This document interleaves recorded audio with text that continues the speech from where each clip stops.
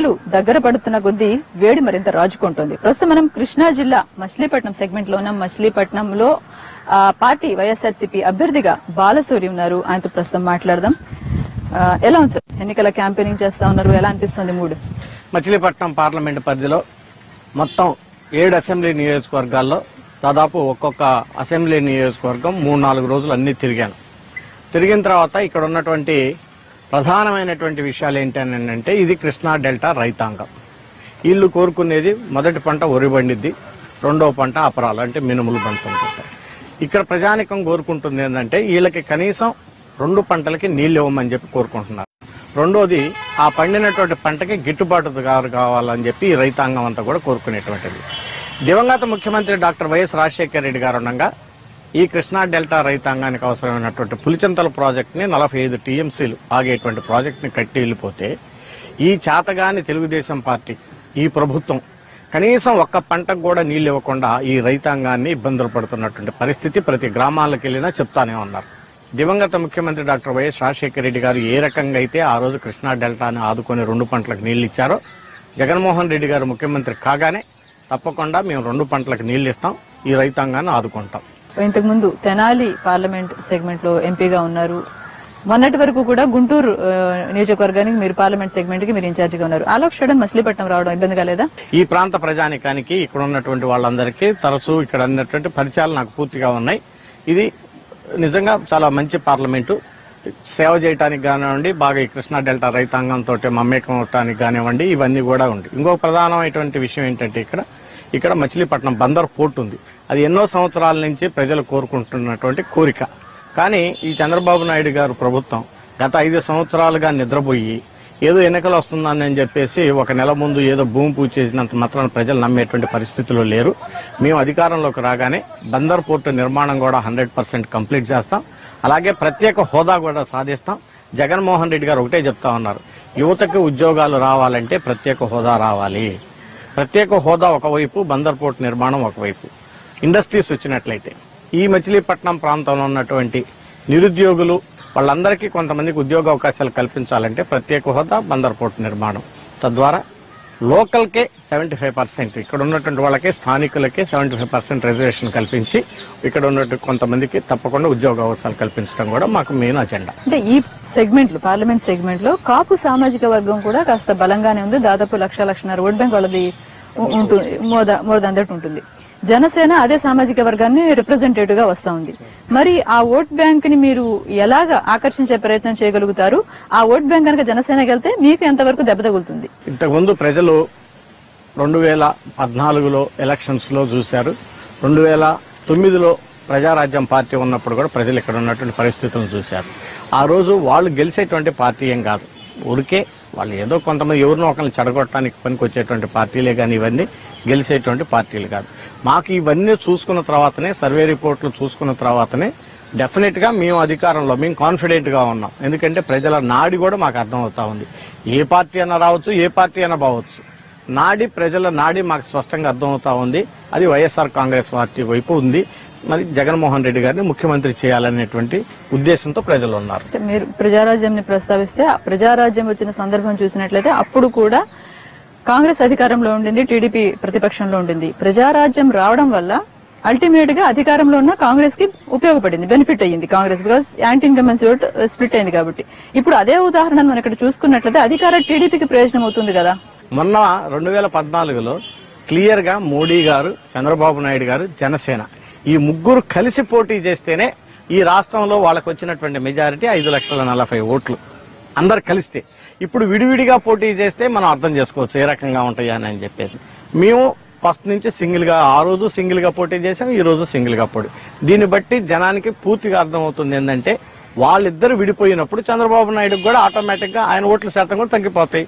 కానీ మా ఓట్లు ఏదైతే ఉన్నాయో ఆ రోజుకి ఈ రోజుకి మా లీడర్ జగన్మోహన్ రెడ్డి గారు ప్రతిపక్ష పార్టీ లీడర్ గా ఆయన ప్రతిపక్షంలో అన్ని విషయాలు తీసుకొచ్చి చర్చలు జరపడం, అలాగే ఆయన పాదయాత్ర చేసి ప్రజల సమస్యలు తెలుసుకోవటం, ఇవన్నీ మాకు అడ్వాంటేజ్ పాయింట్. గత ఎన్నికల ఫలితాలు చూశారు, మీరు కూడా ఓటమిని చవి చూశారు గుంటూరులో. ఇప్పుడు జరుగుతున్న ఎన్నికలు చూసుకున్నట్లయితే ఈ 5 ఏళ్ల కాలంలో ప్రతిపక్షంగా వైఎస్ఆర్సీపీ ఏ వర్గాలకు దగ్గరయ్యింది? అన్ని వర్గాలకి.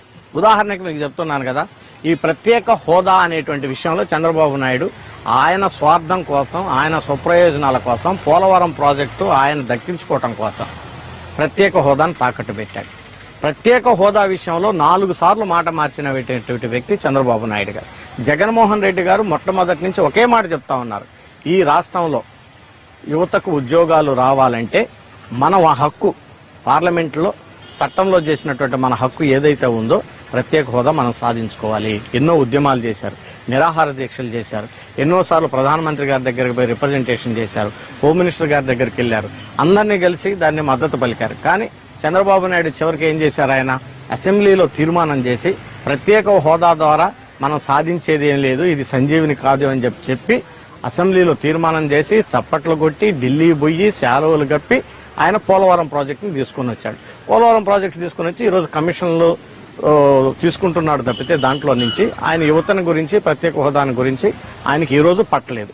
ఒక పక్క ప్రత్యేక హోదా, ఒక పక్క కోస్టల్ కారిడార్ నిర్మించటం, కోస్టల్ కారిడార్ ద్వారా ఎక్కడికి ఏ ఇండస్ట్రీస్ వస్తాయో ఆ ఇండస్ట్రీస్ అన్నిటికీ పర్మిషన్ ఇవ్వటం, అలాగనే బందర్ పోర్ట్ నిర్మాణం చేయటం, అక్కడ కూడా ఒక మంచి రిఫైనరీని తీసుకురావటం, ఇండస్ట్రీస్కి తీసుకురావటం, స్థానికంగా ఎక్కడ ఉన్నటువంటి వాళ్ళకి ఉద్యోగ అవకాశాలు కల్పించడం. ఈ విషయంలో యువత, విద్యార్థుల యొక్క తల్లిదండ్రులు, నిరుద్యోగుల యొక్క తల్లిదండ్రులు పూర్తిగా జగన్మోహన్ రెడ్డి గారిని, వైఎస్ఆర్ కాంగ్రెస్ పార్టీని నమ్ముతా ఉన్నారు.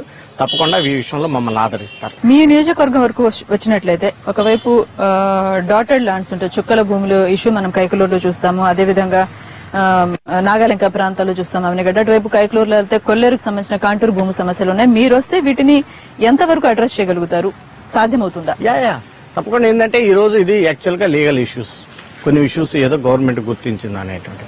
అయితే వాళ్ళు ఎన్నో దాదాపు 30 సంవత్సరాల నుంచి 40 సంవత్సరాల నుంచి 4 సార్లు 5 సార్లు 6 సార్లు 7 సార్లు ఎన్నో సార్లు వాళ్ళ రిజిస్ట్రేషన్లు మారినాయి. ఒకసారి రిజిస్ట్రేషన్లు ఇన్నిసార్లు అమ్ముకోవటం, కొనుక్కోవటం జరిగిన తర్వాత డెఫినెట్ గా అది రైతాంగం యొక్క భూమే. అయితే గవర్నమెంట్కి ఉన్నటువంటి ఆ టెక్నికల్ సమస్యలు ఏంటో అర్థం చేసేసుకుని దాన్ని సిపి పట్టాలంటాం. ఇక్కడ ఉన్నటువంటి వాటికి చాలా మంది రైతులు కోడూరు మండలంలో కానివ్వండి, నాగాయలంక మండలంలో కానివ్వండి, ఇవి ఏదైతే ఉన్నాయో అవన్నీ ఐడెంటిఫై చేసి అధికారుల దగ్గరికి, అలాగే గవర్నమెంట్ ముఖ్యమంత్రి గారి దగ్గరికి తీసుకెళ్లి ఈ సమస్యను పరిష్కారం చేస్తాం. ఎవరు భూములు అయితే ఉన్నాయో వాళ్ళకి అప్పచెప్పేటువంటి బాధ్యత, అదే రకంగా రిజిస్ట్రేషన్స్ వాళ్ళకి అయ్యేటువంటి విషయాల్లో కూడా మేము పూర్తిగా వాళ్ళకి సహకరిస్తాం. మీ నియోజకవర్గంలో మీరు ఐడెంటిఫై చేసిన ఒక టాప్ 5 ప్రాధాన్య సమస్యలేవి, ఇవి నేను గనక గెలిస్తే వీటిని నేను సాల్వ్ చేస్తానని మీరు ప్రజలకు ధైర్యంగా చెప్పే 5 ప్రాధాన్యత అంశాలు ఇవి? ప్రధానమైనటువంటి అంశాలు నేను ఇంతకుముందు ఆల్రెడీ ఇక్కడ ఉన్నటువంటి స్థానికంగా ఎంపీగా చేసినటువంటి యవనగడ్డ ప్రాంతంలో నేను పార్లమెంటు సభ్యుడిగా ఉన్నప్పుడు నాకు బాగా తృప్తినిచ్చినటువంటి, ప్రజలకు చేసినటువంటి సేవలో తృప్తినిచ్చినటువంటి విషయం ఏంటంటే, ఆ రోజు 2004లో నేను పార్లమెంటు సభ్యుడిగా ఎన్నికైనప్పుడు ఈ దేశంలోకి వస్తే ఇక్కడ గత 10 సంవత్సరాల నుంచి రొయ్యల చెరువులుగా చేసుకొని ఆ పంట పొలాల్ని తిరిగి ఆ రొయ్యల చెరువుల్లో నష్టపోయి పంట పొలాలుగా మార్చుకోలేనటువంటి పరిస్థితుల్లో ఆ పొలాలన్నీ వదిలిపెట్టి వెళ్ళిపోయారు. ఇక్కడి నుంచి వలసలు వెళ్ళిపోయారు. దాదాపు నాకు తెలిసి 15-16 వేల ఎకరాలు పైన ఈ 2 మండలాల్లో కులాలకి, మతాలకి, పార్టీలకి అతీతంగా అన్ని మొత్తం చేపించాను. చేపించిన తర్వాత ఈ రోజు సమృద్ధిగా 2 పంటలు కూడా వాళ్ళు పండించుకోగలగటానికి ఆ భూములు ఉపయోగపడుతున్నాయి. అఫ్కోర్స్ కొన్ని సందర్భాల్లో వీళ్ళు నీళ్ళు ఇవ్వలేక పంటలేదు, కానీ నీళ్లుంటే సమృద్ధిగా 2 పంటలు పండేటట్టుగా చేశారు. అది తృప్తినిచ్చినటువంటి కార్యక్రమం. మా ధైర్యం ఏంటంటే, ఆ రోజు రాజశేఖర రెడ్డి గారు చెప్పాను, పులిచింతల ప్రాజెక్టుకి 45 టీఎంసీలు ఉన్నాయి. అలాగే ఈరోజు పోలవరం ప్రాజెక్టు కూడా జగన్మోహన్ రెడ్డి గారు రాగానే దాన్ని కంప్లీట్ చేస్తాం. ఒక్కసారి పోలవరం ప్రాజెక్టుని కంప్లీట్ చేస్తే 125 టీఎంసీ వాటర్ని మన కృష్ణా డెల్టాలోకి తరలించి 2 పంటలకు నీళ్లు ఇస్తాం. అందులో ఎటువంటి అనుమానమే లేదు. ఇంకొక విషయం, ఇక్కడ పండినటువంటి పంటకి ఏదైతే పండిందో ఆ పండినటువంటి పంటకి గిట్టుబాటు ధర కావాలనేటువంటిది ప్రధానమైనటువంటి 2వ అంశం. ఆ గిట్టుబాటు ధర ఫర్ ఎగ్జాంపుల్ ఆ రోజు మనకి రాజశేఖర రెడ్డి గారు ఉండగా వరికి, ధాన్యానికి దాదాపు 1200, 1300, 1400 రూపాయలు రేటు దొరికేది. ఈ రోజు వచ్చేటప్పటికల్లా దాదాపు 10 సంవత్సరాలు పూర్తయింది. ఎరువులు డబలు ట్రిబుల్ అయ్యాయి ధరలు, అలాగే కూల్ రేట్లు 4 రెట్లు పెరిగాయి. ఈ రోజు కూడా వాళ్ళకి చెందుతున్నటువంటి ప్రైజు సేమ్ 1200, 1300, 1400. దానికి ఇప్పుడు మనం ప్రభుత్వం తరఫున ఏం చేయాలంటే వాళ్ళకి గిట్టుబాటు ధర కల్పించాలి. తప్పకుండా మేము అధికారంలోకి రాగానే ధాన్యానికి కానివ్వండి, మినుములకు కానివ్వండి, అపరాలకు కానివ్వండి గిట్టుబాటు ధర 100% కల్పిస్తాం. ఈ 2 సమస్యలు పూర్తి చేస్తే దాదాపు 70% నా పార్లమెంటు పరిధిలో ఉన్నటువంటి రైతాంగం దాదాపు 75% మంది జనాభాకి సమస్యలు పరిష్కరించినట్లే. తాగటానికి నీళ్లు కావాలా, నీళ్లు ఇవ్వనేటువంటి పరిస్థితి. ట్యాంకుల ద్వారా తెచ్చుకుంటున్నారు, ఒక్కొక్కరు 3-4 కిలోమీటర్లు పొయ్యి తెచ్చుకుంటున్నారు. ఆ సమస్యను పరిష్కరించాలంటే వీళ్ళందరూ కూడా కృష్ణా డెల్టా నుంచి, కృష్ణా డెల్టా ఈ రైతాంగ ప్రాంతంలో ఉన్నటువంటి వీళ్ళందరికీ కూడా, జనాభా అందరికి కూడా కృష్ణా వాటర్ అలాగే గోదావరి వాటర్ ఇటు తరలించడం ద్వారా ఆ మంచినీటి సమస్యను కూడా 100% పరిష్కరించాలనేది రెండో సమస్య. నిరుద్యోగ సమస్య విపరీతంగా ఉంది. ప్రతి గ్రామంలో ఇంజనీరు, డాక్టర్లు ఉన్నారని చెప్పాము. డాక్టర్ల కంటే పాలిటెక్నిక్ చదువుకున్న వాళ్ళు కానివ్వండి, అలాగే పీజీలు చేసినటువంటి మనం వాళ్ళకి ఉపాధి అవకాశాలు కల్పించాలి. ఉపాధి అవకాశాలు కల్పించాలంటే మనం ఇండస్ట్రీస్ ద్వారా వాళ్ళని ప్రోత్సహించాలి. ఇండస్ట్రీస్ ద్వారా ప్రోత్సహించాలంటే ప్రత్యేక హోదా అనేది ప్రధానమైనటువంటి అంశం. ఆ ప్రత్యేక హోదా మనం సాధించినప్పుడే మనం పరిశ్రమలు పెట్టగలుగుతాం. బందర్ నిర్మాణం ఒకవైపు, ప్రత్యేక హోదా ఒకవైపు, కోస్టల్ కారిడార్ ఒకవైపు, ఇవన్నీ తీసుకురావటం వల్ల మనం అనేక ఇండస్ట్రీస్ని తీసుకొచ్చి ఇక్కడ వాటిని నెలకొల్పినట్లయితే ప్రైవేట్ కానివ్వండి, గవర్నమెంట్ కానివ్వండి. లోకల్స్కే ఇంకోటి ఏంటంటే జగన్మోహన్ రెడ్డి చెప్పారు, లోకల్ ఎక్కడైతే ఏ ప్రాంతంలో అయితే ఉంటారో నిరుద్యోగులు వాళ్ళకి 75% ఉద్యోగ అవకాశాలు కల్పిస్తా ఉన్నారు.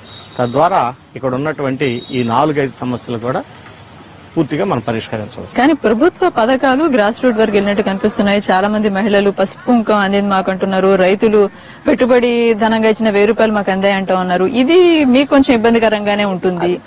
మీ నవరత్నాలను మీరు ఆ స్థాయిలో రీచ్ చేయించలేకపోయారేమో. ఈ రోజు ఆయన ఏదైతే చేస్తా ఉన్నాడో అవన్నీ నవరత్నాల్లో భాగమే, కాపీ కట్టినటువంటి వాటిలో భాగమే. ఎందుకు అది మీరు 2 సంవత్సరాల కిందటో, 3 సంవత్సరాల కిందటో, 4 సంవత్సరాల కిందటో పసుపు కుంకుమ ఏమైంది? అదే 3-4 సంవత్సరాల కిందటి నుంచి మీకు ఈ పెన్షన్ ఇచ్చేటువంటి కార్యక్రమం 2000 రూపాయలు ఏమైంది? ఎన్నికలకు ముందే ఎందుకు గుర్తొచ్చినాయి? దీన్ని బట్టి నీ నిజమైన పసుపు కుంకుమ, నీకు నిజమైనటువంటి ఈ రాష్ట్రానికి చంద్రబాబు నాయుడు పెద్ద కొడుక అనేది జనాలకు అర్థమవుతా ఉంది. ఫ్యాన్ గుర్తుకి ఓటేస్తే గనక స్విచ్ ఏమో ఢిల్లీలో ఉంది, రిమోట్ ఏమో లేదంటే హైదరాబాద్ లో డెసిషన్స్ తీసుకుంటా ఉన్నారు. చివరికి ఆయన ఏ సంతకం పెట్టినా కూడా ఆ కాగితాలు కూడా అక్కడ హైదరాబాద్ లో నుంచి వచ్చిన కాగితాలే అని ఆరోపిస్తా ఉన్నారు కదా. ఆ సెంటిమెంట్ ఇబ్బంది అవుతుందా? చంద్రబాబు నాయుడు గారు, మోడీ గారు ఇద్దరు కలిసి పోటీ చేసినప్పుడు ఆయన స్విచ్ అక్కడుందా, అక్కడేస్తే ఇక్కడ వెలిగిందా? ఆయనకి మేము గలవాలా? ఈ రోజు కూడా మేము గలవాలా? కలిసింది ఆయన. ఇన్ని రోజులు ఆయన అక్కడ స్విచ్ చేస్తే ఈయన ఇక్కడ బల్బు వెలిగిందా? అది చెప్పమనండి చంద్రబాబు నాయుడు గాని. ఈ రోజు మొన్నటిదాకా సోనియా గాంధీ గారిని ఇటలీ దెయ్యం అన్నాడు. 5 లక్షల కోట్ల రూపాయలు తీసుకొని పోయి ఇటలీలో దాచిపెట్టింది అన్నాడు. ఈ రోజేమో సోనియా గాంధీ గారిని దేవత అంటున్నాడు. మరి ఆయన చెప్పమానండి, సోనియా గాంధీ గారి దెయ్యమా దేవత? ఈయన ఈరోజు కాంగ్రెస్ పార్టీకి రియల్ వర్కింగ్ ప్రెసిడెంట్ ఎవరంటే చంద్రబాబు నాయుడు గారు. ఈ రోజు కూడా ఈయన కాంగ్రెస్ పార్టీ ఏమో సెంట్రల్లో పొత్తుందంట, కానీ ఆంధ్రాలో మాత్రం పొత్తు లేదంట. ఈ జనానికి ఎవరి చెవుల్లో పూలు పెట్టడానికి చెప్తా ఉంటుంటారు. మళ్ళీ ఇంకొక ప్రధానమైనటువంటి విషయం ఏంటంటే, ఈయన చంద్రబాబు నాయుడు గారు, మాయావతి గారు ఒక పొత్తులో భాగం. వీళ్ళిద్దరు, చంద్రబాబు నాయుడు గారు, మాయావతి గారు ఒక పొత్తులో భాగం. మళ్ళా మాయావతి గారు, పవన్ కళ్యాణ్ గారు మళ్ళా ఇక్కడేమో డైరెక్ట్ గా పొత్తు.